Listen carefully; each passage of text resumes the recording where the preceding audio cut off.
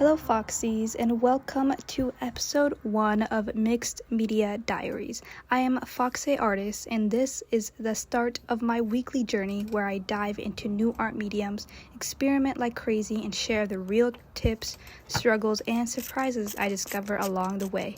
Whether you're a beginner or seasoned creator, you might just find your next favorite tool or learn what not to waste your money on.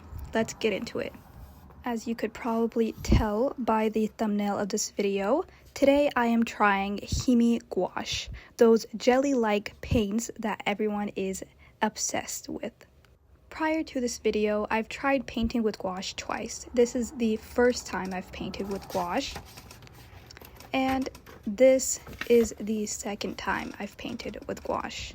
I think they look pretty decent for first time, and I actually like how the colors look at the end. If I could explain what gouache is like, I would like to say that it is a mix of watercolor and acrylic paint together. In my next video, I will try and use watercolor or any medium that you guys have in mind. So make sure to comment your ideas down below. For today's practice painting, I will be painting this Studio Ghibli scene with sunflowers and a very nice grass field and a beautiful luscious cloud. So let us start with first taping the sides of the paper. And similar to oil painting, I also like sketching out with burnt umber first, and I do this with every medium I use. Just for reference, I'm using the paintbrushes that come with the Himi Gouache set. Now before I actually start painting, I like to tone the canvas basically with the main colors of whatever I'm painting. For the grass, I'll just paint it all green. The sky, I'll paint it blue. So just paint the main colors of that scene. What I realized gouache is like is you must paint in layers. And because gouache dries super fast, similar to acrylics that I have experience with, I think doing this is the best method. Another tip that seems quite obvious is to make sure to wait till the layers you've painted dry before you add another layer of paint. And if you're wondering, the Himi Gouache set comes with a palette where you can mix your paints and use it.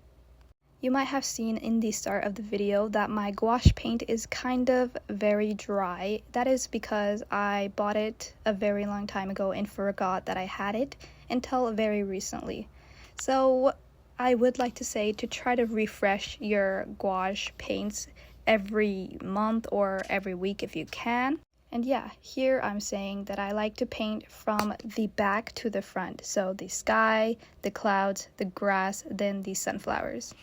If you would like to see, here are the paintbrushes that come with the Himi Gouache set. And if you're wondering, I bought this on Amazon and I will link it down below for you guys to check out. Also with this Himi Gouache brush set, I use my own little tiny brush that I bought from Michael's, and I think any sort of brush that's kind of small would be pretty good for details. But for the majority of this painting, I did use this paintbrush, and I used it also for the other paintings I did. Very, very good paintbrush. I'll be honest and say that the cloud was a struggle to paint, especially with gouache. It was very, very hard that I had to cut the scene and stop videotaping because I just had to focus on painting that darn cloud. Obviously, being able to paint it well and fast comes with lots of practice, and really there is no other secret behind it, other than obviously painting the shadows first, then the lights afterwards. What I also realized while painting this piece is that gouache is very much a back and forth sort of process. You paint it, then you go to something else, and then when you come back and it's dry, the colors kind of fade away, so you have to add another layer. And that is just how gouache works, and if that isn't how it works and I'm like totally wrong, please let me know. But from what I have seen while painting with it, that it does generally dry and become sort of a different color, and you have to add on layers and layers. Here I'm painting the sunflowers, starting with the darkest areas, which is the little circle part in the center. I don't know what you call it, but it is my first time painting flowers, so it was quite the ride, I would like to say. Another thing I've realized after painting with gouache is that it is very addicting. Even if I struggled so hard with painting this piece, I still feel like I want to paint more and more and use the set way more. I don't know what they put in this, but something about it makes me want to keep on painting with it, even though it is quite torturous. Also, don't mind the background peeping out. I do not know how to film with my little easel here, and my desk is set up where the two windows are just blaring into it. I'll try to see what I can do with my setup, but for now, this is what you got.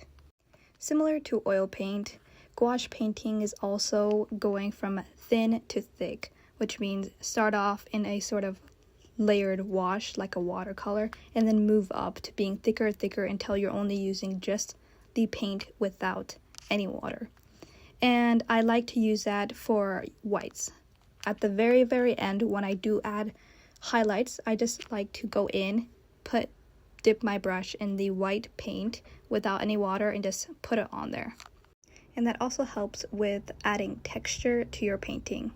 Another tip for gouache painting that I didn't realize until I started painting with gouache is you must be patient. The quicker you go and the more you try to push the painting, the worse it gets, and then it starts like losing the paint. You know, if you add too much water, like you can no longer paint on the surface anymore, and all this mess happens when you start being impatient. The videos you see of people painting may seem like they are very quick and they finish it in barely a couple hours, but they actually do not, and it takes a very long time, and maybe even a whole day, 2 days, a couple weeks. So do not rush it, because the artists that you see online who do show you the paintings probably also took that long to paint it. As crazy as it sounds, my small paintings sometimes take longer to finish than my big paintings, and I do not know how to explain that. So if anyone knows the logic behind that, please let me know. But for now, I will just like to not recognize it.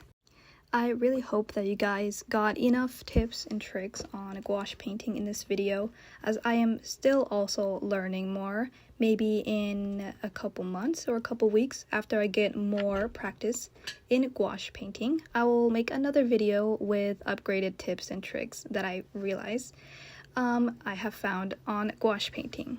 But for now, I recommend you guys just to try it out, you know, experiment, paint that Ghibli scene that you've always wanted to paint, even if it looks ugly and definitely not like the original. You still have tried, and now you know that you can't go any worse than that. So the only way there is up. You are an artist after all. You must try many mediums, many art styles, many techniques. Anything that you can get your hands on, you should try it. Who knows, maybe gouache would be your new favorite medium and you will become a gouache painter for life. Another plus for gouache painting is this part, where I peel the tape off and get a crisp painting border. Or not very crisp because I messed up. Now here is the final result. I hope you liked this episode of Mixed Media Diaries, and let me know what other medium I should try next. And don't forget to like, follow, and subscribe for more content. Bye!